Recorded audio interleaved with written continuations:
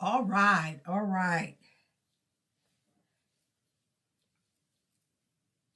Shalom, shalom, shalom, Sister Deborah, prophetess in the wilderness. And you know what? That's all right with me. Coming again on this Devil platform with another message. And I will say this is a lovely early morning in which the Most High, Ahaya, has made. And I, Sister Deborah, shall and I will rest therein. Here you go, my little friend. It's going to only give me 20 minutes. And I thank the Most High because once before he had me on I think it was a 10 minute, and now I'm on a 20 minute. And I want to give out many videos as the Spirit of the Most High suffer me too.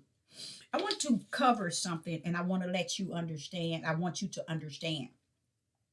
And that is one way of saying it. Let you understand. But I'm going to give you this information and let the spirit that rests therein have you take you from here on in the way of taking whatever I say, or if I'm saying something that need be to be in the presence of one so that they can embrace spirit and truth as it is in the light. Okay, I want to say this here. Again, I'm going to start my clock on 20 minutes.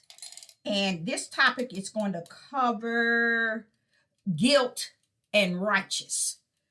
Guilt and righteous. Guilt and righteous. Okay? When someone are feeling guilt, that's a sign of trying to get one to come into repentance, trying to get one to see that it could be different than what they have believed things to be. But what happened when people are not representing the Most High or higher in righteousness, they use guilt in a form of battling their truth. They want so bad to be right in what they're doing to the point they're willing to even pay for it. The guilt is so heavy to where they can't even shake it. They can't even get it off because a higher is saying something to the individual beyond their flesh. You're walking in a realm that I have not called no one to be in. First of all, here we are in captivity. He has laid out the relationship with a man and a woman. He has already laid out other things as time went on. So it cannot be like it was when it was permissive. Today, in where we're living, itself, captivity. See, when he said they have not, when he tells me they have not owned, they have not took on that curse, that's powerful, Sister Deborah. Because he's saying that I cursed them and they have not took it on. They have not owned it, Deborah. That's another sign to show you that they're not walking in spirit and truth and in the light. Because the first thing many leaders and teachers and watchmen and seers and pastors and so on in this Hebrew Israelite movement should have taught is the whole Deuteronomy 28. So they can see the care and the compassion and the mercy and grace that was all over us from the beginning of Deuteronomy 28. And then show them the consequences to the fullness, to the end game of the curse. They decided not to even own the curse itself. So what the Father is saying is, because of that, they take on their own identity, their own purpose, their own wisdom, their own understanding, their own knowledge. And they build up on it because they're trying to build up on things on the earth to make everything that I have said to be a lie. So a lot of people don't understand when you are not You claim Deuteronomy 28 and you disown it the moment you claim it. You can't take bits and pieces and say this is right, but many 99 point trillion, that's what they do. Because they only want enough to cover up their fleshly wisdom, their fleshly knowledge, and their fleshly understanding, and their emotions, their feelings, and their personal opinion. But this here topic is about guilt. Guilt has a way of hiding himself. It don't want to be recognized. But someone like me who's been given the spirit of discerning, I can see it a miles away. Okay? I can hear it miles away. You see? I understand it in the presence of the Ruach HaKodesh. Guilt is something that many shy from on every end, whether it's in the front of them, on the side, and in the back. They find reason to justify, to ease that guilt. And that guilt is trying to tell them in their spiritual heart and their spiritual mind, you better rethink this time. But the guilt is present there day and night. It's not going anywhere. And it's going to rest on them. But see, what they're searching for is enough to sit in with them in that guilt so they can feel guiltless. You see? But the Father say, Deborah, the year of 2003, I already told you 2 years ago, my judgment is down. My feet, under my feet, the fire is kindled. You see? And my wrath is let loose. So therefore, he's sending a sign to a people that it's not going to end up in heaven like you have orchestrated it your way on the earth. It's going to stand before judgment and be measured, not as something spiritual, but something flesh. See, people don't know how to divide flesh from spirit. You can't take what you do in the flesh and justify it to be righteous in the spirit. He's not going for it. Even the guilt itself is a sign of unrighteousness.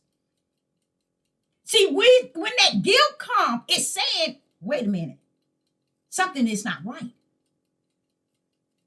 Something is not just. You see? But they need others to feed into it, to play the game, to soothe the guilt, even if they have to pay for it. And that's sad. Why do you think one can't let go? Because the guilt is going to haunt them. See, a lot of people think you need these scriptures. That's why I say a lot of them are sick. That's why I know they're going beyond Yah. They're going beyond Yah in the spirit. They're going to the flesh. They serving Satan. Because the book itself is not going to make it righteous in the things in which you read. That's why the Ruach HaKodesh had to come. And if he come, he's coming with all power, all correction, all discipline, all chastising. See, that's the part the guilty ones don't want. They want to stick to the book that allowed them to be justified and clarified through the words in which they read in their flesh. But when the Spirit of truth comes, hallelujah, let me give him praise. When the Spirit of truth comes, it's going to teach you all things, not some. And the teaching of the Ruach is not to master this. Because the Ruach itself is the Father's word. It's teaching the Father's word, which was, is, and shall be. But guilt, let's hang on to guilt. Guilt can't even let go 1 or 2 days. Because guilt gonna hunt you down like a 40-year-old hunter hunting a deer. He ain't gonna give up until he take home something. And a lot of the guilt wants to take home something.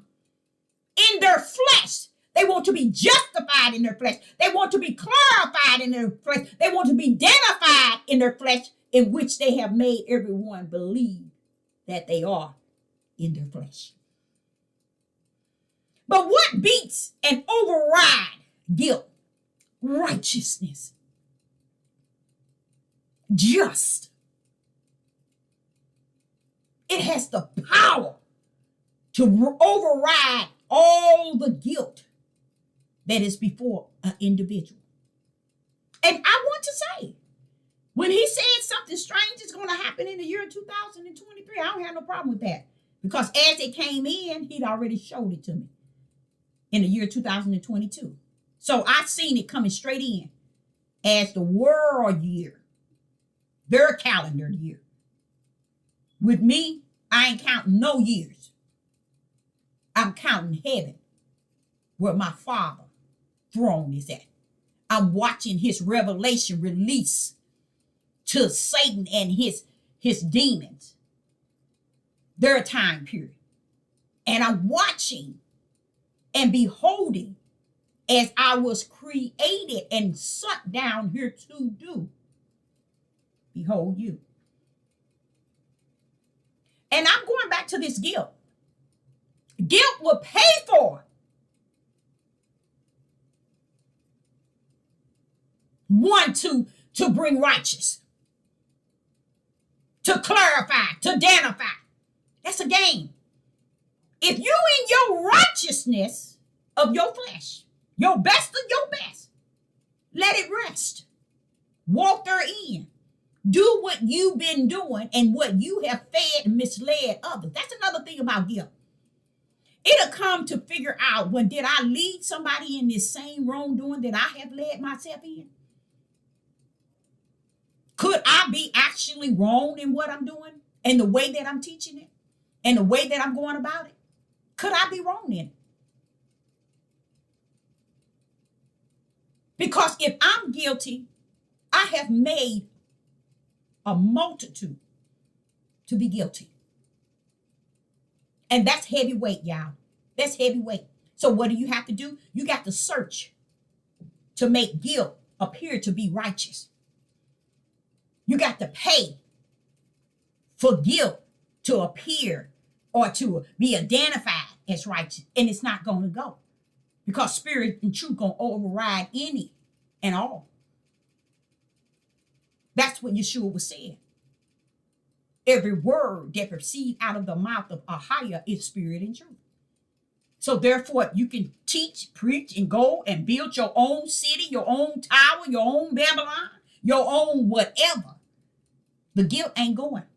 And if it has landed where it needed to be, it's going to rest therein. And chewing out, it would have to take a person out, even mental, maybe even physical.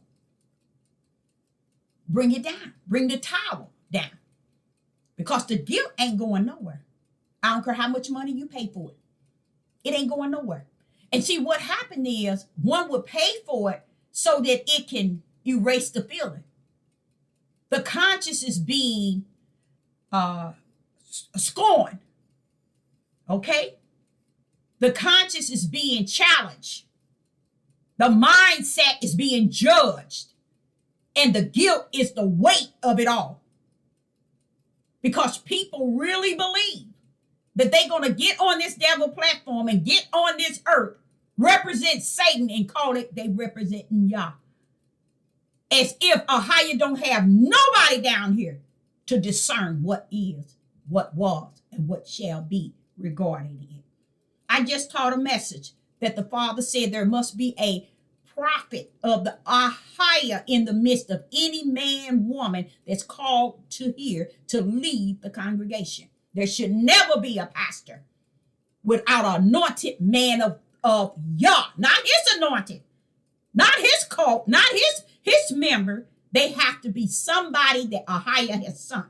And if Ahiah has not sown a righteous judgment amongst these teachers, these pastors, these apostles, these leaders, these priests, these bishops, then they are not representing the anointed servants of the Most High Ahiah.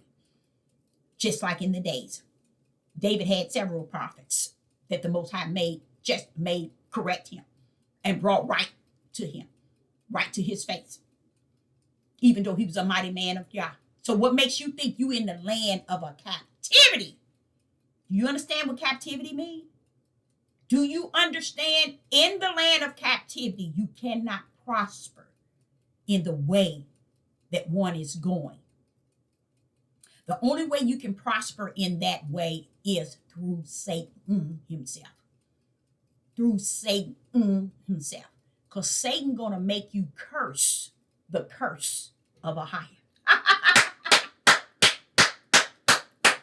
Satan gonna make you curse the curse of Ahiah. Okay? Because he wants you to say, see, Deuteronomy 28 ain't true. You can get this, you can do this, you can build this, you can have this many wives, you can do this, you can do that. The opposite of what Deuteronomy has spoken. Ahiah ain't taking his being to work on those who have decided to eat at the table of Satan and desire to have an idol Yah, an idol God. Let them have the idol God as they please. But everything must come to a core. As this Deuteronomy 28 has said, it is an end to that. And the reason why Deuteronomy is different than many parts of the Bible, even though it's one part that I know is the will of the Father, is when I see that the end game is to be destroyed and no leader, pastor, teacher, priest, Maureen, seer, bishop expound on it so their people understand why things are the way that it is today. They won't touch it because they're trying to curse. No, he ain't saying they trying. Let me say it right. He said that they have cursed the curse because in their little mind that I'm going to outweigh what this Deuteronomy 28 said. I'm going to overstep it. I'm going to make it wrong so I can appear to the flesh of men to be right. So even in the land of captivity, many wives is off limits as building towers to Babylon, which is building towers to man so that he can glorify and get praise and honor as if he can't be touched. What a father would do in the heavens, he's allowed them to build in just so the system can come and bring it down right before their eyes. Why? Because it's prophesied that you're not going to exceed where you are in your mind exceeding. It's just that your flesh think it's going to overstep the boundaries of the curse itself. And the Father, I love the way the Father rumbles because he'll let them think they doing it, and then he'll bring down his word would never come back void. So it's going to come and it's going to let them do it. Bam. Once everything is built, everything is set, secured, and wham, here come the stone, here come the system. Chop it all the way down to the earth itself. And that's a sight to see. But it's because when men get so loud with their mouths and so drunken in their minds and in their bodies, their flesh, and can't control the profanity out of their mouths, is because they're over in a different line of life. And it has to do with the flesh. So the Father wants you to know guilt is always out to defend itself because it see that it doesn't stand on the same side as righteous. So it has to come out. It can't keep quiet. It can't be humble because too much is going on in its flesh. And it's a conscience of guilt. A conscience of, I could have led many in the wrong area. Because instead of leading men and women to live a life that I said should be lived, I should have been leading them to seek ye the kingdom of the Father first, and let the Father bring him to them his righteous will. But I chose to make my own tower and build thereon, and use my loud mouth to deceive many flesh to give up what they had to do it my way.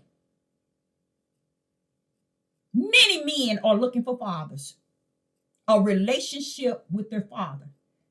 And when men sit and try to give them that in their way, then they've mistaken this person as one that's likened to a father, or likened to someone that's leading them.